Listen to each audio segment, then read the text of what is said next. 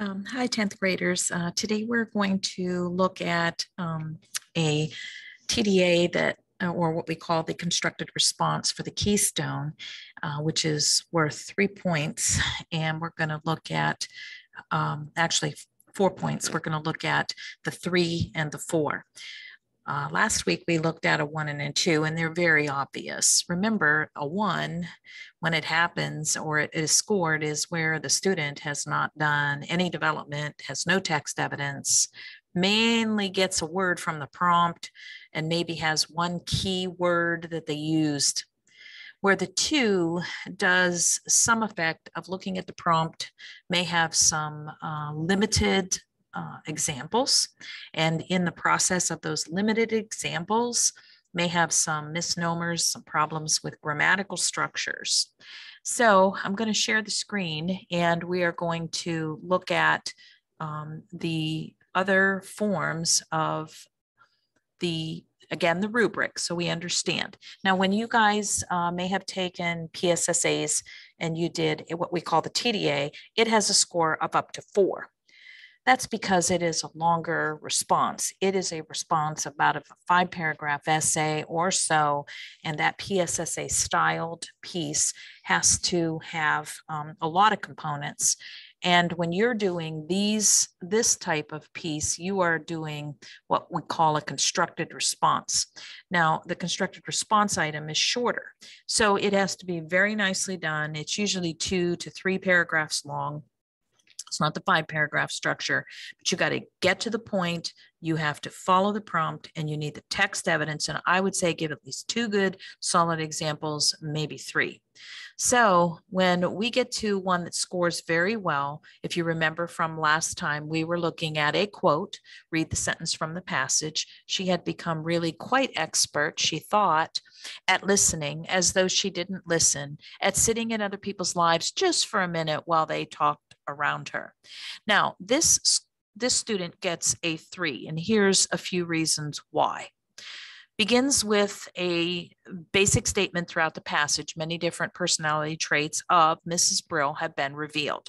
So the student has a thesis and is going to talk about the many personality traits. One of the biggest aspects of who she is almost living through other people. And this is the whole point of the prompt. In a way, she had become accustomed to using her imagination to hold conversations with others. Quote, they did not speak. This was disappointing for Mrs. Brill. Always look forward to the conversation, unquote. As she stated here, she did not engage in a conversation. As stated here, she did not engage in a conversation with any strangers she happened to be in close proximity with, but instead she took some enjoyment in listening to what they would talk about with each other instead. As well as her listening, she was able to formulate an imaginative conversation between 2 people. A conversation she imagined they would have, quote, oh, she was pleased to see him, delighted. She rather thought they were going to meet that afternoon, unquote. For even if Miss Brill didn't have the courage to speak out herself, she still found a way to live, just through others. Now, if you notice, this student did not paragraph very well, but still gets a 3.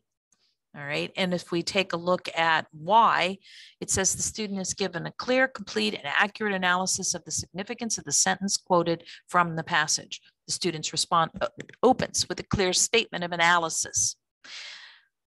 Throughout the passage, many different personality traits of Miss Brill have been revealed. Now, could it have been done a little better? Well, sure, but it's adequate and it's sufficient. And the text examples, there's at least 2, are very supportive. So one of the biggest aspects of who she is, quote, almost living through other people, and adds the explanation in a way she had become accustomed to, using her imagination to hold conversation with others.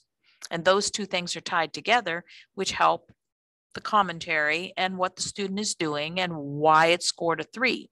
The student then provides the text support. Quote, they did not speak. This was disappointing for Miss Brill. Always look forward to the conversation. That illustrates the point that Miss Brill lives vicariously through other people's lives. So the student created what we call a visual of Miss Brill, sitting silently and listening to the conversations around her. And she did not engage in a conversation with any stranger she happened to be in close proximity with, but instead took some enjoyment in listening to what they would talk about with each other instead.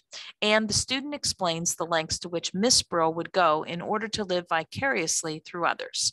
So even if there was no conversation to her in the eavesdrop on, as well as her listening, she was able to formulate an imaginative conversation between two people, a conversation that she imagined they would have, which is followed by, again, a relative and specific information from the passage. And that starts with, quote, "Oh, she was pleased to see him, delighted. She rather had thought she was going to meet that afternoon." And the conclusion restates the point that even if Miss Brill didn't have the courage to speak out herself, she found a way to live just through others.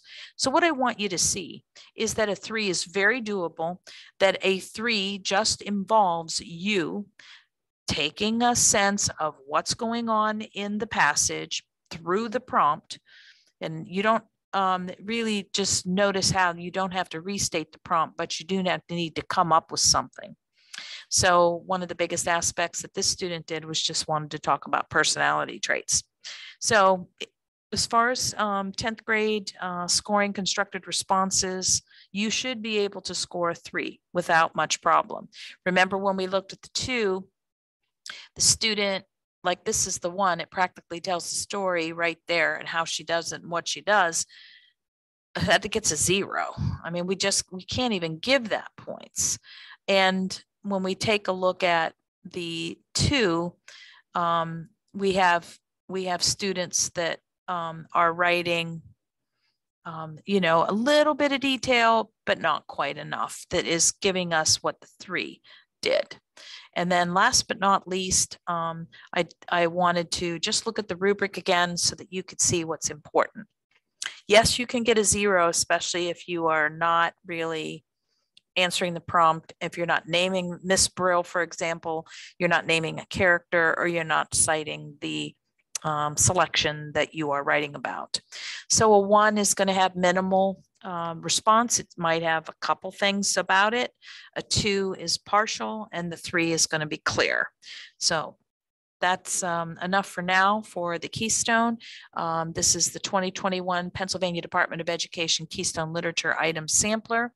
So it's the closest, freshest, newest thing that we have.